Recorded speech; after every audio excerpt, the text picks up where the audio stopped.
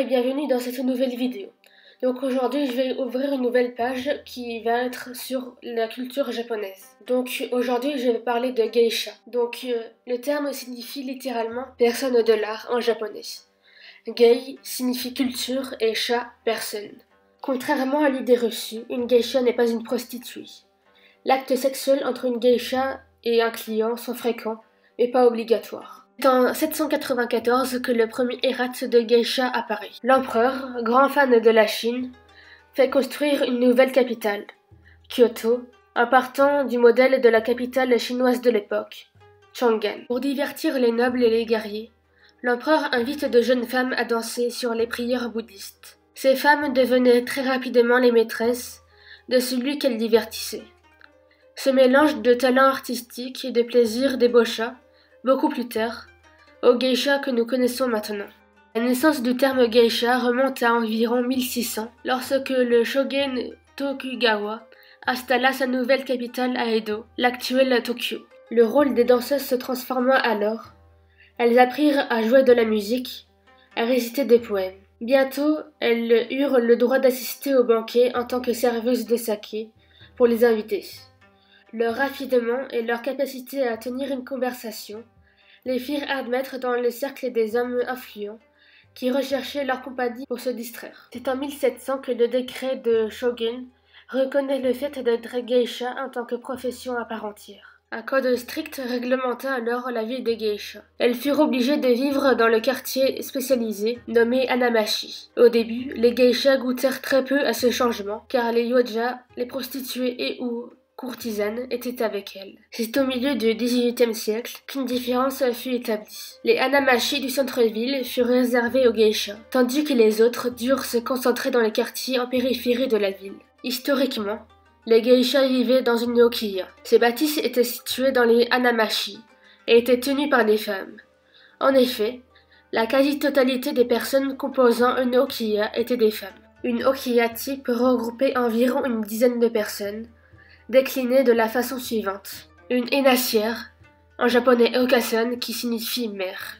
5 à 6 geishas. 3 petites filles de moins de 12 ans. Ces petites filles sont les futures geishas. 2 femmes de 15 à 45 ans. Une bamba, c'est-à-dire une aide cuisinière, également serveuse. Et une autre femme qui s'occupait du ménage et de la lessive. Ces 2 femmes n'étaient rétribuées que 2 fois l'an, sous forme de cadeaux, et n'avaient pas le droit à un salaire précis. Un serviteur. Il devait escorter les geishas lors des soirées, ainsi que de recaler les clients à l'entrée. Il était le seul homme de l'okiya, et était très mal considéré par les femmes de la maisonnée. Il touchait un pourcentage des gains de l'okiya, en fonction du nombre de clients apportés. Avant l'interdiction de la prostitution en 1957, une okiya devait également avoir une prostituée officielle pour obtenir une autorisation d'exploitation. Dans l'okiya, l'okasan était tout le temps à la recherche d'une relève pour les geishas en exercice. La hénassière n'hésitait pas à aller chercher des jeunes filles dans des familles pauvres. En échange de leurs filles, l'okasan devenait officiellement la mère adoptive de l'enfant. Cependant, il n'y avait là aucun cadeau de fait par la gérante. Tous les frais avancés par l'okiya, par l'éducation, l'habillement, et même par l'achat de l'enfant, devaient être remboursés par la future geisha. Inutile de préciser que tous les frais engagés étaient exagérément facturés. En moyenne, il fallait 15 ans à une geisha pour rembourser son contrat. Le matin, les shikomiko apprenaient le métier de geisha, en commençant l'apprentissage des différentes disciplines artistiques. Le reste de la journée était consacré aux tâches domestiques ainsi qu'aux courses effectuées pour leurs grandes sœurs, les geishas. Le soir, les taabos accompagnaient les geishas sur leur lieu de travail. Elles portaient leurs affaires, par exemple leur shamisen, puis attendaient tout le reste de la soirée dehors, devant la sortie du service. Une fois les meiko formés, connus de plusieurs maisons de thé, et ayant déjà quelques clients les appréciant, la vie de geisha commençait vraiment. Pour rembourser leurs dettes auprès de leur okasan, elles devaient beaucoup travailler. Dans son contrat, il n'était pas rare qu'une geisha assiste à plusieurs banquets en même temps. Elles étaient le plus souvent payées à l'heure, mais il ne restait qu'une partie effective du banquet. Une geisha n'était pas obligée de continuer à vivre dans son okiya d'origine, mais elle devait s'y rendre tous les matins pour faire ses respects à son okasan. Ce rituel s'arrête une fois que son contrat est remboursé. Il existait deux façons pour les geishas de rembourser sa dette le plus rapidement. La première consistait à vendre son dépucelage. Plus la geisha était appréciée et douée dans les arts, plus le prix était élevé. Une quantité très limitée de geishas arrivait à rembourser la quasi-intégralité de leur contrat. Cette pratique était nommée le mizuage, littéralement enlever l'eau, était une mise aux enchères de la virginité des jeunes geishas. Bien que le sexe ne fasse pas partie intégrante de la mission des geishas, il serait mal avisé de penser qu'elles ne vendaient pas leur corps. En effet, seules les plus grandes et les plus connues des geishas pouvaient se passer de ce gain rapide d'argent. La deuxième méthode pour rembourser l'okasan était de prendre un protecteur, un dana. Celui-ci n'était pas forcément celui qui avait pratiqué le mizuage. Cet homme riche payait une portion mensuelle ainsi qu'une prime lorsqu'elle participait à un banquet où il était. Pour se lier à un protecteur, les deux parties pratiquaient la cérémonie du Sansan-kudo, déjà réalisée par les Meiko avec leur onesan. Comme les Meiko, les geishas sont vêtues de kimono. La différence étant que la geisha vieillit, plus les couleurs de kimono sont discrètes. Au-delà de 30 ans, il n'y a plus de motifs sur les kimonos. À la place du col rouge, un col blanc est cousu sur leur kimono. La ceinture en soie est elle aussi différente.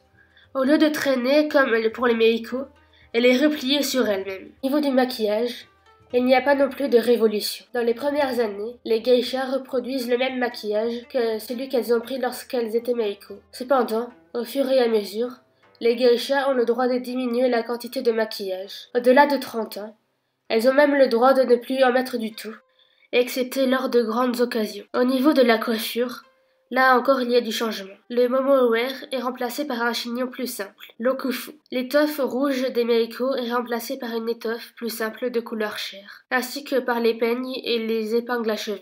Une fois leur contrat remboursé, les geishas avaient deux possibilités. La première était de ne rien changer à leur vie. La geisha devait alors quitter l'okaya, si ce n'est déjà pas le cas, et elle vivait alors à son compte, touchant la totalité de ses revenus ainsi que celui de son protecteur, si on en avait un. La plupart de ces femmes, indépendantes pour la première fois de leur vie, décidaient souvent de continuer leur métier pour profiter de ces avantages énormes pour les femmes de l'époque. La seconde était de se marier. En se mariant, une geisha devait alors quitter le quartier réservé, car le célibat était la première règle à respecter pour une geisha. Le mariage pouvait avoir lieu avec son dana, mais c'était très rare car la plupart des protecteurs étaient déjà mariés. Au moment de quitter l'anamashi, une geisha doit organiser une cérémonie d'adieu, appelée le iki-iwai, qui consiste à offrir du riz bouilli à son onesan et à son okasan. Il existe de très nombreuses différences entre les geishas de l'ère Edo et celles du XXIe siècle.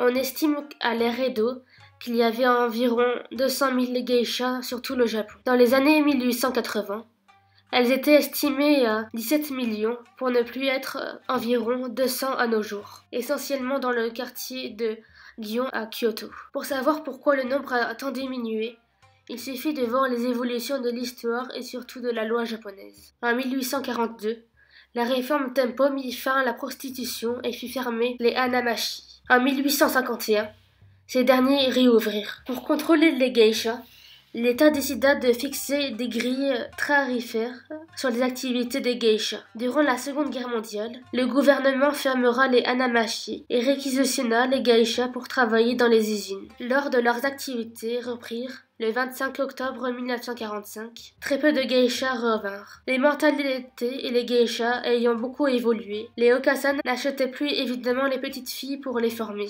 En 1857, l'État proclama l'interdiction totale de la prostitution. En même temps, une loi fut promulguée qui interdisait le travail au moins de 15 ans. Désormais, l'apprentissage du métier de geisha ne peut commencer qu'à l'âge de 15 ans. La tenue des Meiko reste inchangée ainsi que celle des geishas. On estime 5 000 € environ le prix d'un kimono de geisha. Tout le reste encore est fait artisanalement. Les coupes de cheveux sont également identiques à celles de l'époque. Cependant, les geishas portent désormais des perruques. Durant l'ère Edo, les geishas finissaient quasiment chauves à cause des chignes. Les cérémonies traditionnelles sont toujours d'actualité, mais certaines, comme le misuage, ont changé de signification. En effet, cela ne signifie plus de perdre sa virginité. Désormais, le fait de faire le misuage signifie que la grande sœur juge une Maiko digne d'être une véritable geisha. Pour fêter ce changement, la jeune geisha est alors autorisée à porter le col blanc à la place du col rouge. On appelle cette étape le changement de collier. Autrefois réputées pour leur avant-gardisme, les geishas modernes sont désormais dépositaires de la tradition japonaise. Par leur grande connaissance artistique, elles permettent de faire perdurer des traditions séculaires. De nos jours, les geishas sont si respectées que le sont les sumotori. Voilà, la vidéo est terminée. N'hésitez pas à me dire ce que vous en pensez en commentaire, à la partager et vous connaissez la suite. Donc à la prochaine pour une nouvelle vidéo.